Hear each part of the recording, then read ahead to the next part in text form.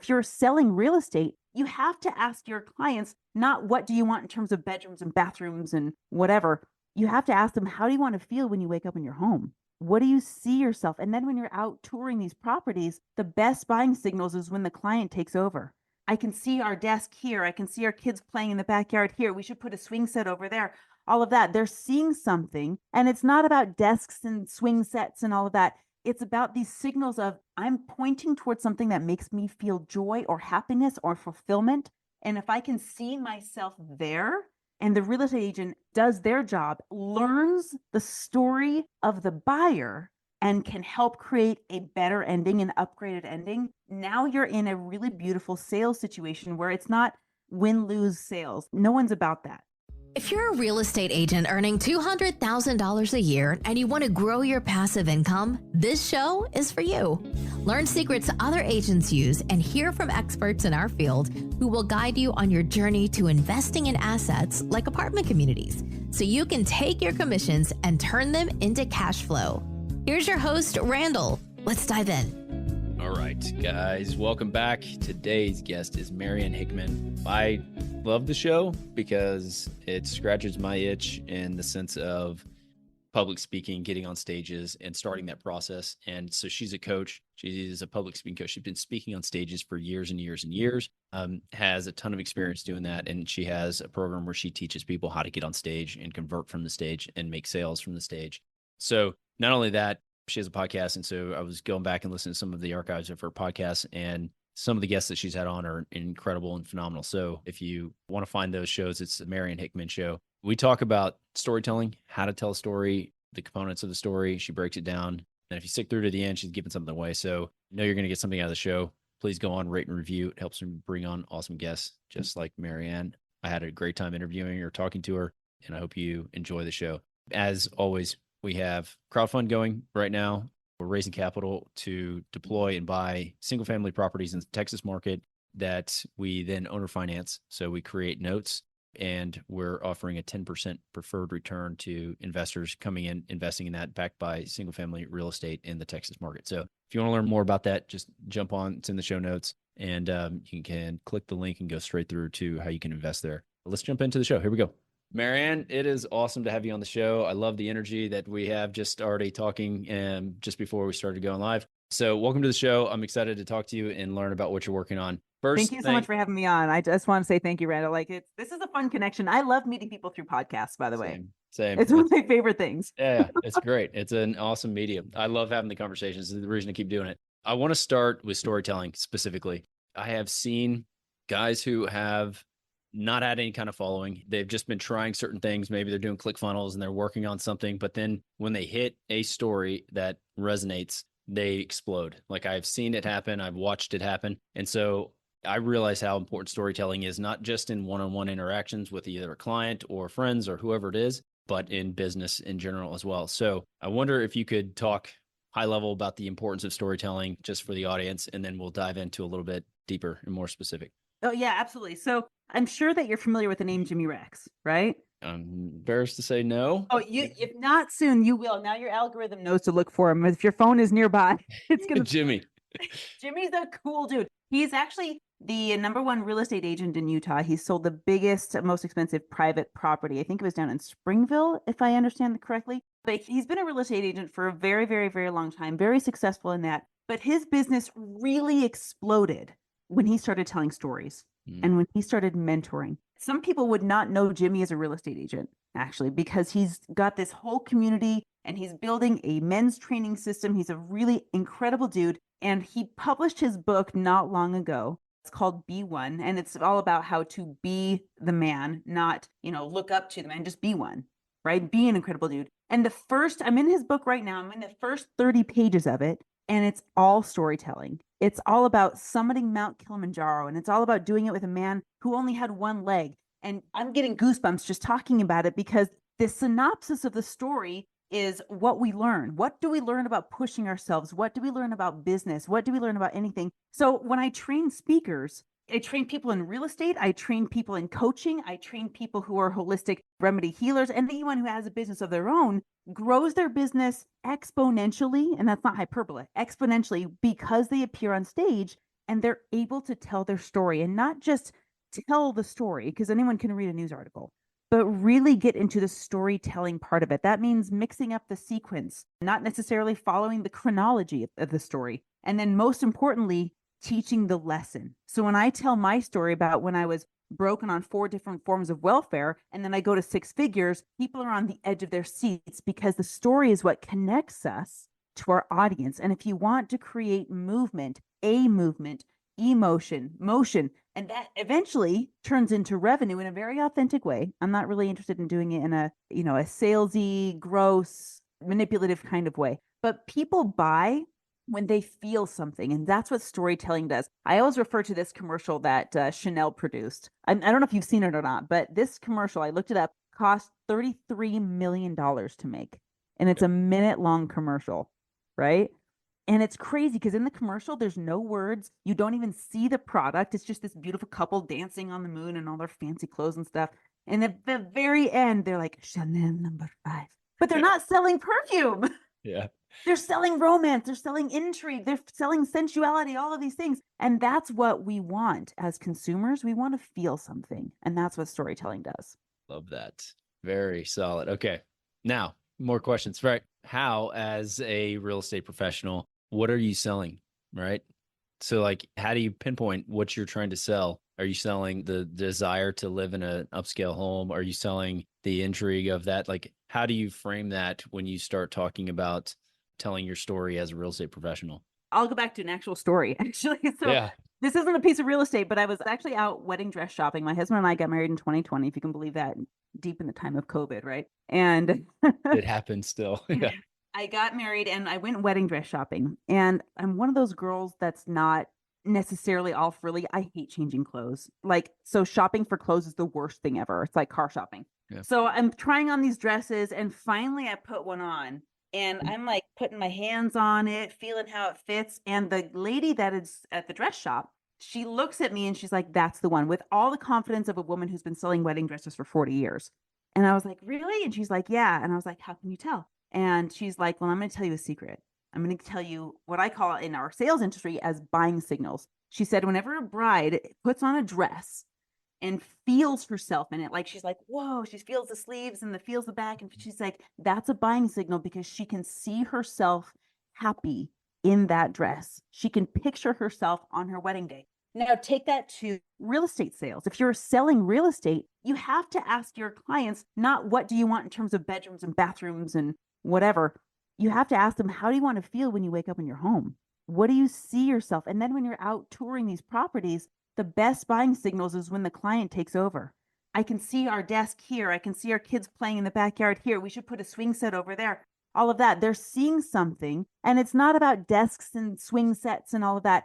It's about these signals of I'm pointing towards something that makes me feel joy or happiness or fulfillment. And if I can see myself there, and the real estate agent does their job, learns the story of the buyer, and can help create a better ending, an upgraded ending, now you're in a really beautiful sales situation where it's not win-lose sales. That no one's about that. If you are, people don't stay in that for long. Yeah. It's all about the real estate agent wins because they made the sale. The client wins because they get a house that they love, and the seller wins because they get to offload something they didn't want. Very good. I love that you told the story. Again, we're in storytelling and you told this awesome story just to encapsulate that point. I can't help it.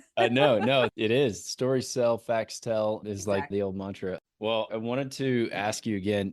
So when you are thinking about framing or selling from the stage or just storytelling in general, are you typically telling your story in like a traditional hero's journey style, or is there another format that you follow that you can elaborate on? Yeah, so I don't know what the hero's journey style might be. Honestly, I've created my own kind of framework, and maybe mine is similar to what is commonly known as the hero's journey. Sure. But what's crazy, if you watch speakers like Tony Robbins, the muscle, you watch any speaker, Mel Robbins, anyone that you can put your finger on, you can kind of pick up a pattern. So the way I teach it is there is actually a 10-step formula for creating a story, telling about the content, teaching a lesson, and then closing from stage. And what's cool about this formula is that you can compress it down to a 2-minute presentation. Or if you're in a situation like I was, where the host of the event, he's like, I'm really tired. I need you to take the stage and I don't know when I'm going to take you off. And I was up there for 3 hours. I can stretch it out that long. Right. So this formula starts out with your enrolling questions. So you teach the audience how to show up with you. Yeah. You're going to introduce yourself, say your name. Unless you're getting stopped in airports, you got to say your name from the stage. So say your name, tell why they should listen to you, your credibility, your touch points. And then you start this hero's journey where, again, it's not about chronology. It's about storytelling. If you've ever opened a really good book and it starts, the first chapter is like, she had her toes over the edge of the cliff. Oh my gosh, I've got a hook.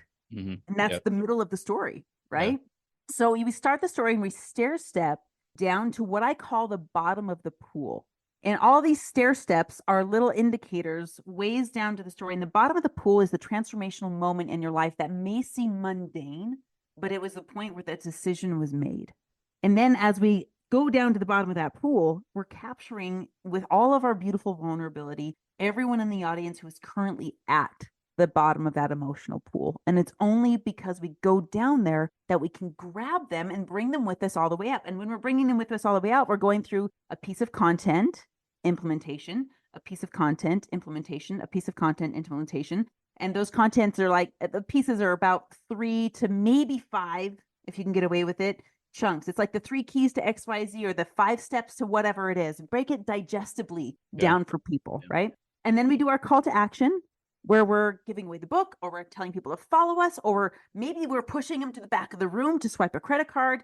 And then we end with the end of the hero's journey, connection with the heart, gratitude, and then you walk off the stage. And that's basically the entire hero's journey. And like I said, you can do it in 2 minutes, 10 minutes, 2 hours. Right now, I'm working with someone who's going to be at WealthCon down, I think in Texas, actually. Okay. And they're speaking with Carlos Reyes. I think Ryan Pineda is going to be down there. Lots of amazing speakers. And he's got 25 minutes on stage to create incredible transformation in a room of 1,000 people, all real estate professionals, by the way. And here's the crazy thing. As we're working together, he's like, Marianne, I have so much content and I don't know what to do. And I said, well, first of all, less is more. But he said this, he said, I think my strongest content has nothing to do with real estate.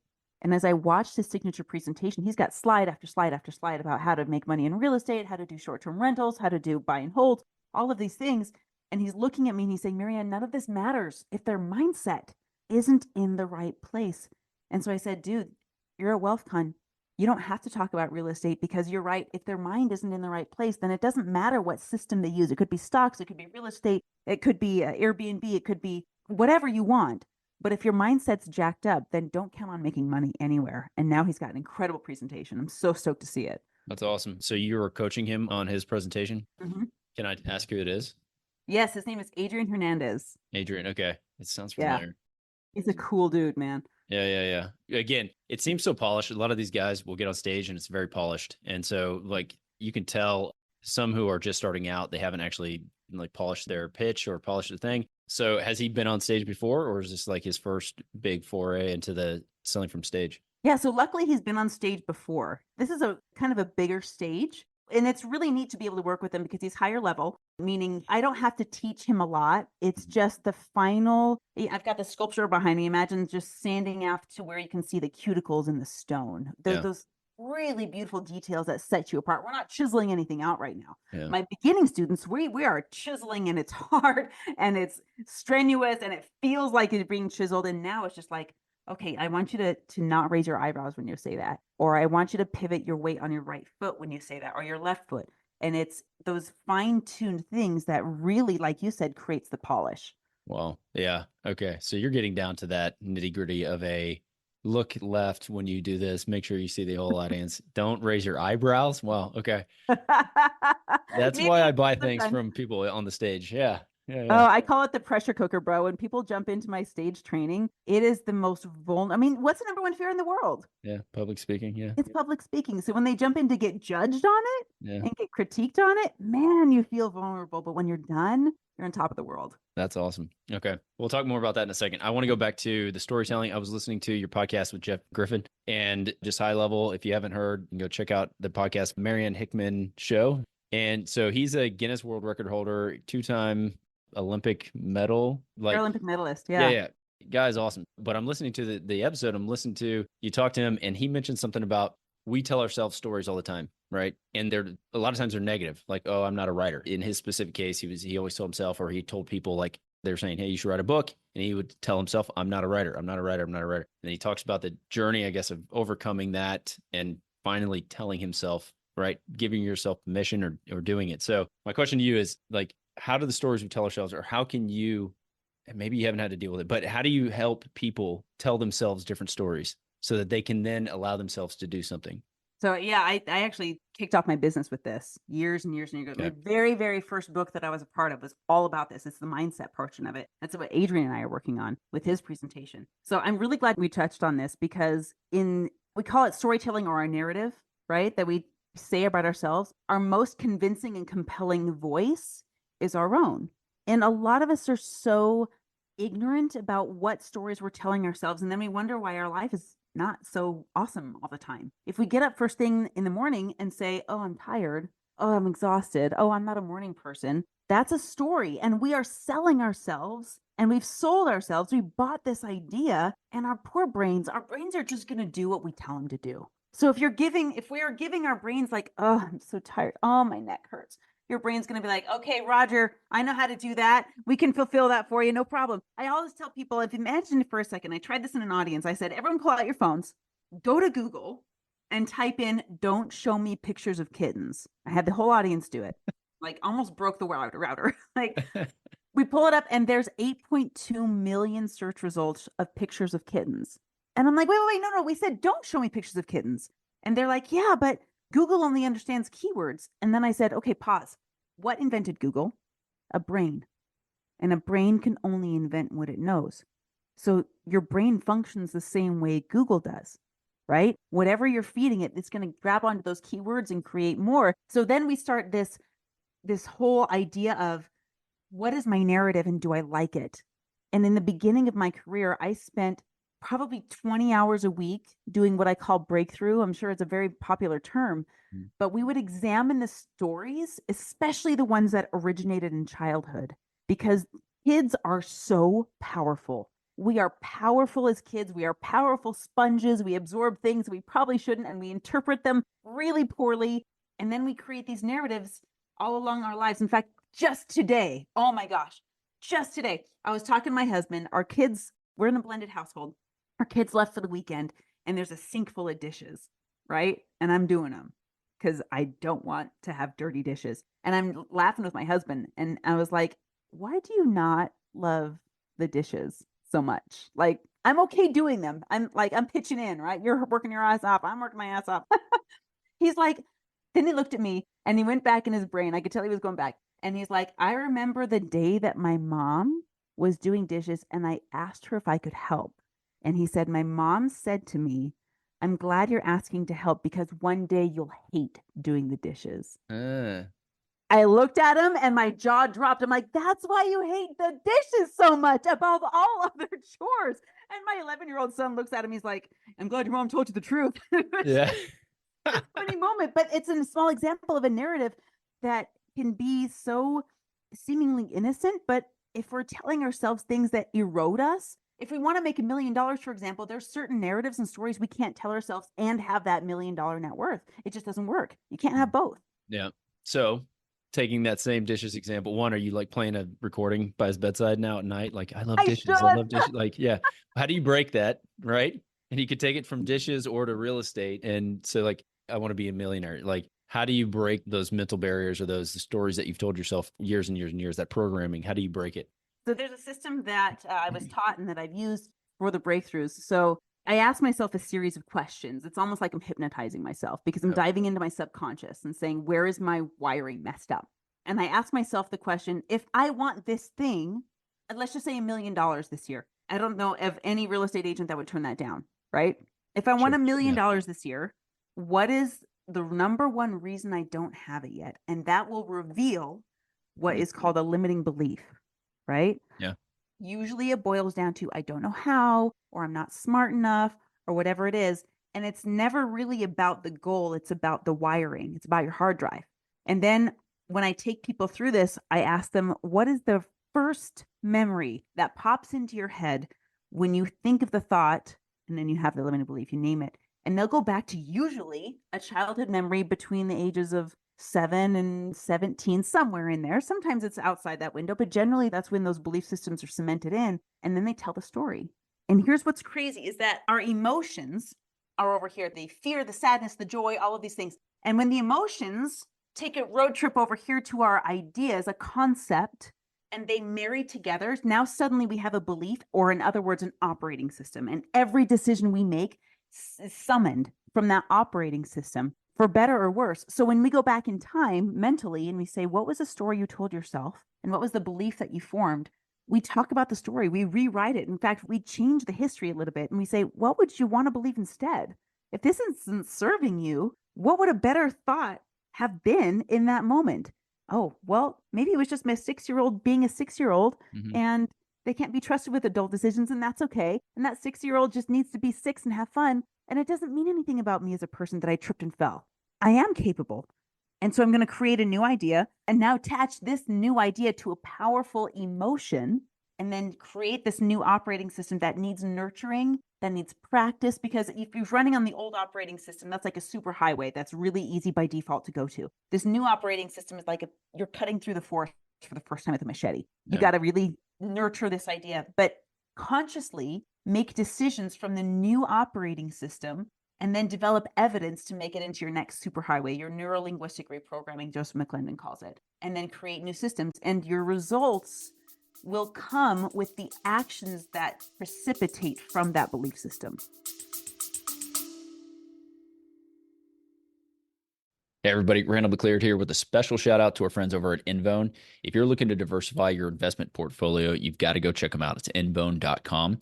It's a crowdfunding platform with a wide range of investment opportunities, things like real estate investing and even bourbon barrel investing. So check them out.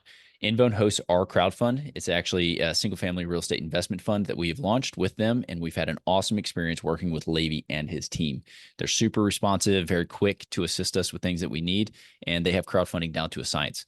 Go ahead and check out episode 154, where Levy and I discuss crowdfunding in detail and how it can help you either invest or raise capital. And check this out. As a friend of the pod, launch your crowdfund with Invone, and you're going to get an exclusive 10% discount when you head over to invone.com/ABC, or simply call Levy and his team at 475-800-8716 and mention Agents Building Cash Flow. Go crush it. Happy investing. Talk to you later. Awesome. I've had someone else on. We were talking to NLP, and yeah, it's fascinating. And that's like, I first heard about it, Tony Robbins, when he was talking about it, and that was part of what he was doing. And so, again, the way you broke that down is very helpful. I think it requires a ton of work to do that, right? It's not like you're going to get fixed in a week or 2 weeks, right? So my wife's therapist, and we have conversations about this all the time in the sense of, like reprogramming your neural links. So anyway, thank you for breaking it down. I appreciate that. That's cool. Because I'm glad your wife are jamming about that. Yeah. So millionaire mindset, touch on that. And let's discuss, are you like coaching on how to have a millionaire mindset? But I coach on public speaking. Yeah. And Okay. a lot of that precipitates down to making a business out of it. Okay. Right. I haven't met very many people that want to jump on stage and not make money doing it. No. Yeah. No. Surprising. It's weird, huh? Yeah. Yeah. Yeah. I would think so. Okay. Yeah. Let's talk then about, again, I was watching a bunch of your videos, and one of your ads pops up and it says, hey, you want to monetize your message.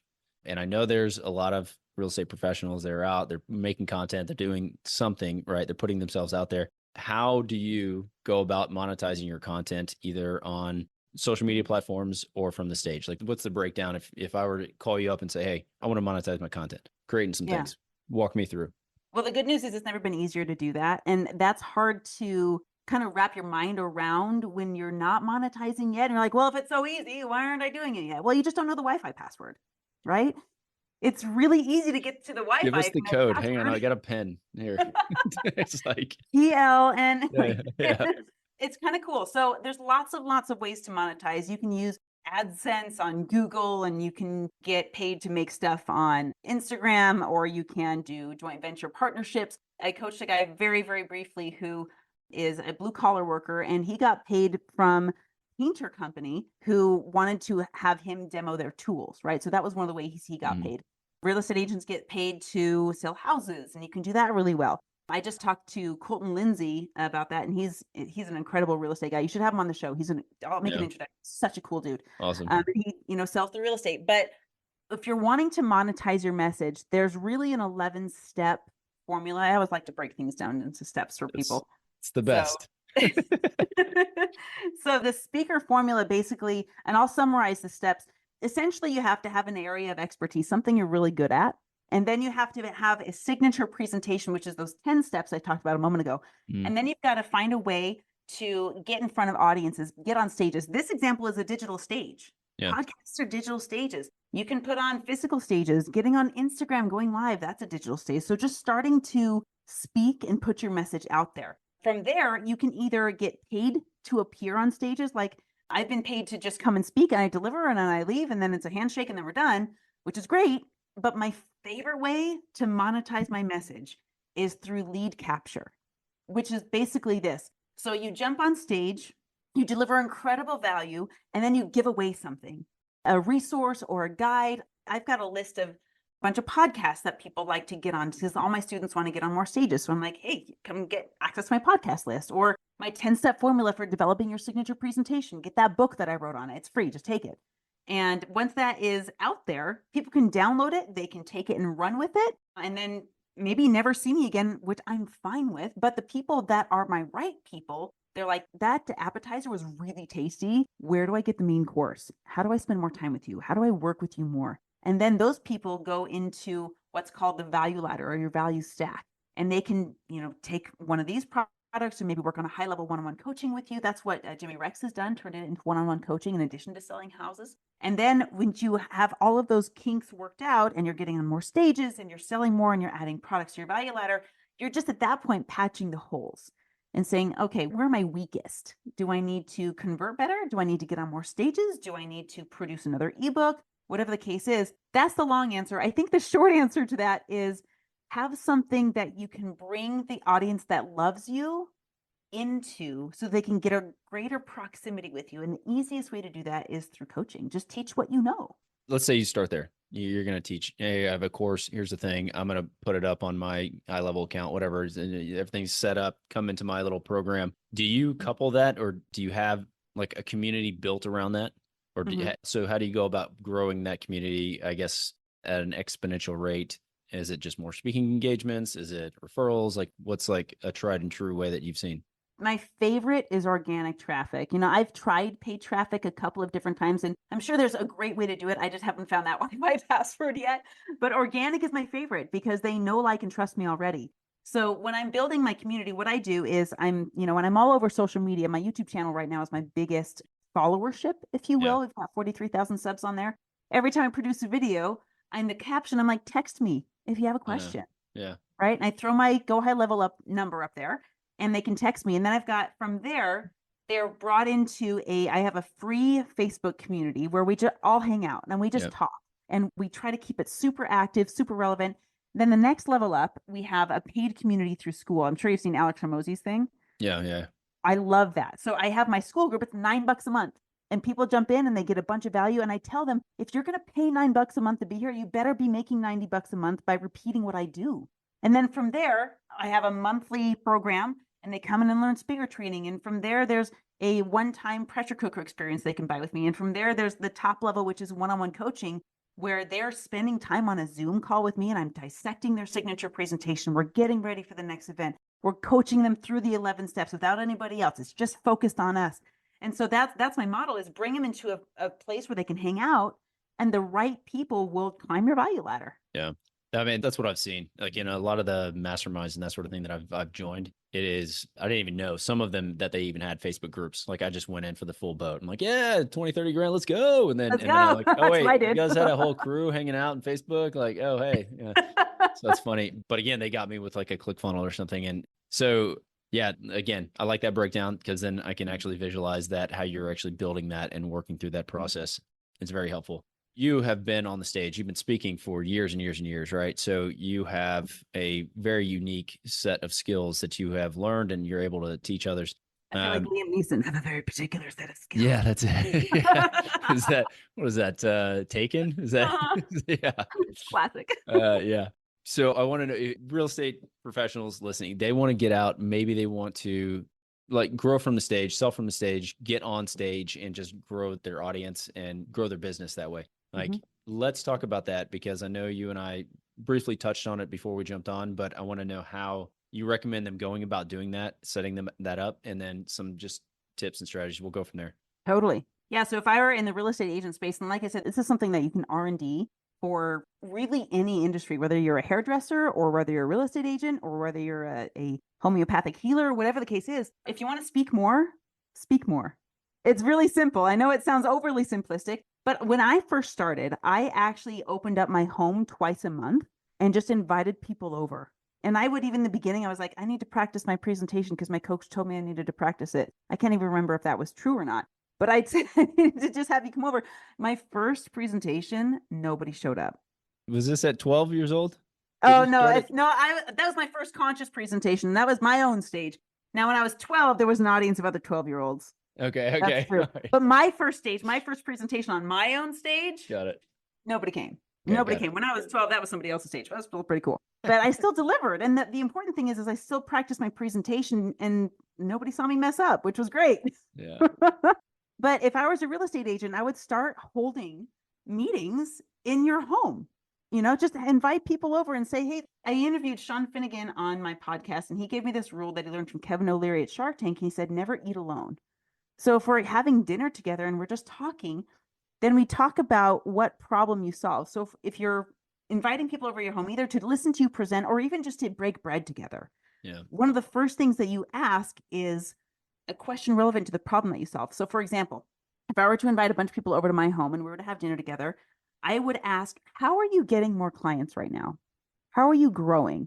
Because I know how I'm growing. I'm going through stages. I'm growing my business through stages. I would ask, how are you growing? If I were a real estate agent, am I inviting other real estate agents over because I want to coach them? Or am I inviting all of my clients over? So who's my audience? Who do I want to invite over? And then what do I want to ask them? And relevant to the problem that I want to solve. So if I'm inviting my clients over, I might ask something like, what was the hardest thing about getting into your last home? What was the roughest real estate agent experience that you had? And just chat about it. And then you can invite them over the next week, twice a month is my rule of thumb for starting. Okay. Get on a stage twice a month, create something in your home or in one of your businesses twice a month and invite people over. And you're going to learn a lot. So in that situation or in that example, how are you presenting?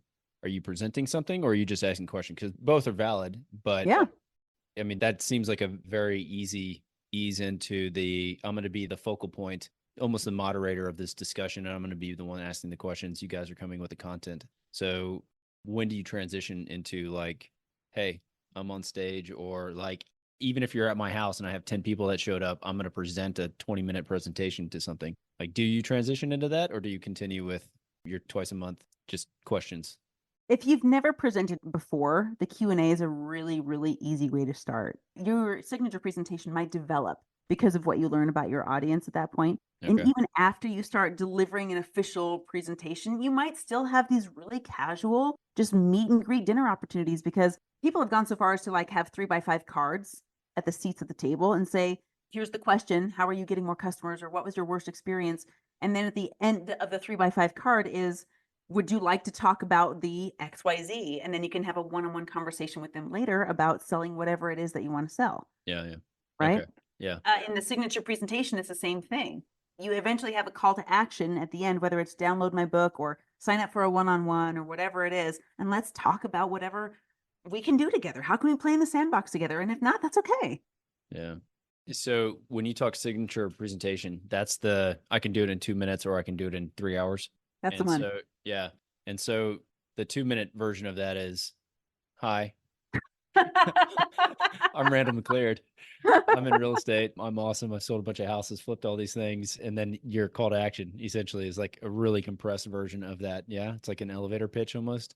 Yes and no. I mean, in the 2-minute introduction, the elevator pitch, I was in an audience actually, and I asked the audience, raise your hand if you just love elevators, and nobody raised their hand. Yeah. And then I said, raise your hand if you love being pitched, and nobody raised your hand. And I was like, then why do we call it the elevator pitch if nobody likes these things? The worst. Like, it's ridiculous. Yeah. So what we're really doing is answering the question that's in the other person's mind is, what's in it for me? Yeah. And Forbes Riley, who I had on the podcast, if you haven't met her, she's an incredible human. She's the pitch queen, over $2 billion in pitches. She talks about how to make the introduction, or in other words, this elevator pitch, actually something that people want to listen to. And we want to answer the question, what's in it for me? Yeah. How do you do that in 2 minutes? The So whiffum it's, and the bluff, like I've heard these things, right? So how do you do it in 2 minutes? yeah, and this is something we go with our students. This is really cool. And I've interviewed Hope Zavara on this as well. So the elevator pitch, and for lack of a better word, we need to coin a better term for it. So if anyone has any ideas, throw it in the comments. This elevator pitch is, who are you? Hey, my name's Marianne. And then what do you help people with? I help this, and then you fill in the blank of the certain demographic, right? And so many people, I'm sure you've seen this, so many people are afraid to narrow down their demographic because they're like, oh my gosh, I'm going to lose people. Yeah. I'm sorry, if people don't know who you're talking to, if you think you're talking to everybody, nobody can hear you. Yeah. So you fill in your demographic, right? My name is Marianne Hickman. I help entrepreneurs who, and then you describe their bottom of the pool. In my case, what do entrepreneurs struggle with? What do they complain to their friends about? And I don't use upper level coach speak. I don't describe the palm trees at the top of the pool. I don't say, I help entrepreneurs who want to get more followers. I have a hard time doing it wrong. Instead, I say, I help entrepreneurs who are struggling to grow their business because they feel invisible. And I use the words that my clients use when they complain to their spouses, right? And then I fill in the rest by saying, bye. So it's, I help blank, my demographic, who struggle with blank, by, and then what I do. So Yeah. I help entrepreneurs who want to grow their business but can't because they feel invisible, by getting them on stage. Yeah. That's awesome. So as an entrepreneur, now oh, what does Marianne have something for me or not? Yeah, that's awesome. Okay. So you've got your coaching. You want to talk about this? Because I'm curious myself. Absolutely. All right. So what is coaching with Marianne? What does it involve and cost? And what am I getting other than just a cool hangout? Hey, let's go. Let's chat. This is very cool, by the way. Yeah. So Yeah. we meet every Wednesday night, and I have to say, I have the coolest group in the world. I really do. There's people in this group. They've been hanging with me, some of them for decades, from the very beginning when I sucked at what I did. Like my Instagram post today is like me 10 years ago, and it's so cringe, but people stuck with me anyway, and I'm so grateful. Yeah, but you started and you did it. You put yourself out there. Yeah. Started my cute little pixie cut and my stumbling words. It was great. So we hang out every Wednesday night, and those people in that group pay $147 a month to hang out.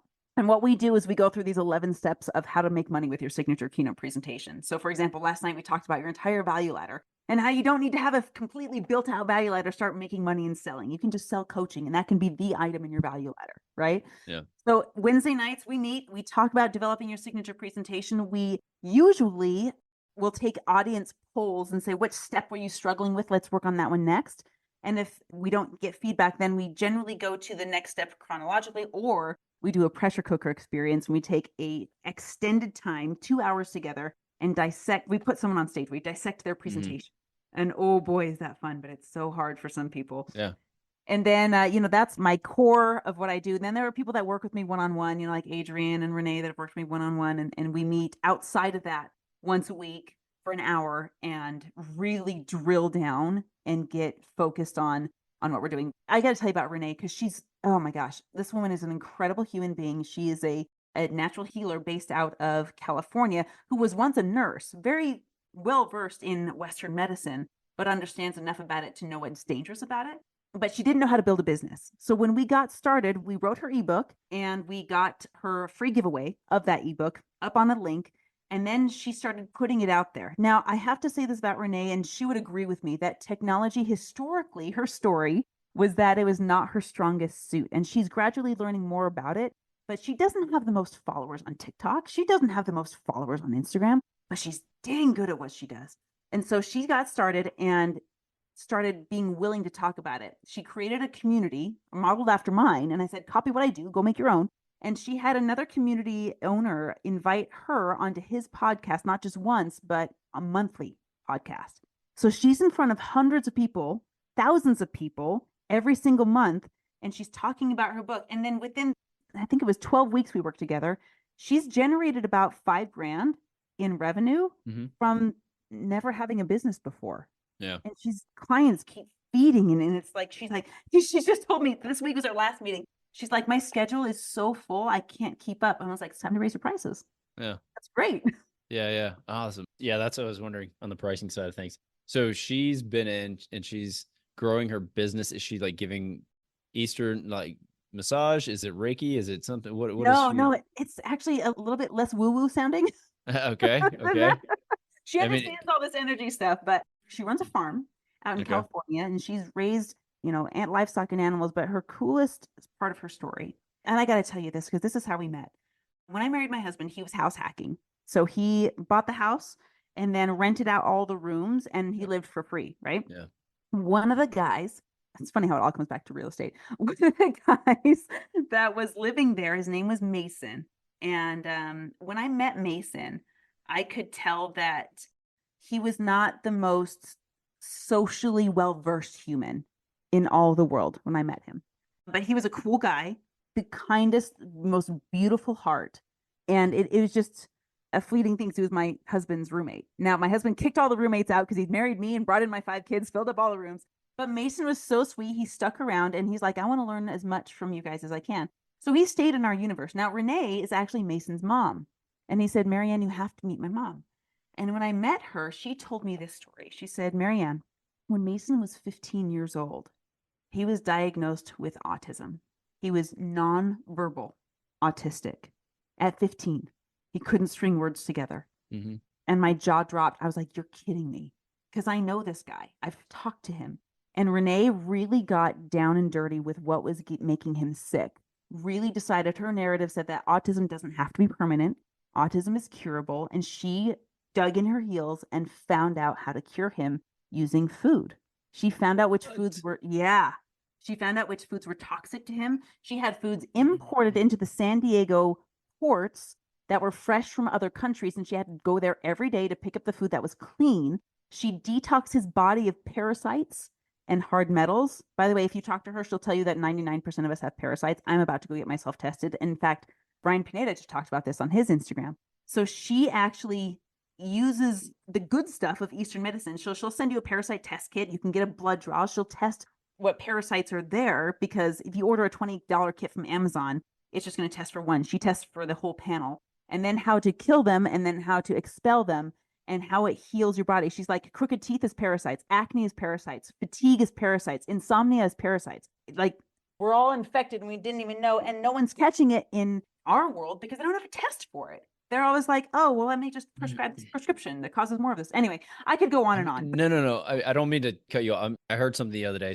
It was like, I stopped eating all this processed food, just chicken and steamed broccoli, and it cured up my acne and did this and that, right? Yeah. And so it's a version of that, but like even more intense. And so that story is wild. So now he's clearly verbal. He's talking to you, and the guy learned Latin. He speaks like 5 different languages. He's the master electrician up in Salt Lake. Like, he's so brilliant. And now, get this, he's starting a speaker journey of his own. All right. Yeah, right? He's got a story. I got goosebumps. Like, going from autistic nonverbal to public speaker. Are you kidding me? Yeah, that's amazing. Dude. Again, awesome journey. You got me all lit up. I could go on. Yeah. Hey, look, Marianne, I appreciate you jumping on. It's been a really good conversation. I am always geeking out on how people are building their communities. I started with that before we even got on. I was like, these guys, I've seen them, the meteoric rise they've had just in their businesses. So I know how powerful it is. It's something that I've dabbled with. And so I'm definitely going to talk to you more about it. Yeah, let's jam. Yeah. So again, I really appreciate you jumping on. If you're listening to this and you are afraid of public speaking, or you want to jump on a stage, definitely look up Marianne. She's got what was the link that you have? It's mariannehickman.com/free gift. I just got my book for all the 10 steps we talked about here. It's fleshed out, and you can download it and get your signature presentation going. Yeah. Awesome. Well, again, I appreciate it. Thanks for jumping on, sharing your knowledge. Thank you so much for having me. It was an honor. All right. You guys, catch you on the next episode. Did you know that 80% of the agents we speak with got into real estate in order to gain passive income so they could obtain financial freedom and become work optional? If you want to stay up to date, the best way is to make sure you're subscribed. So if you haven't done that, go ahead and do it now. We'll catch you on the next episode.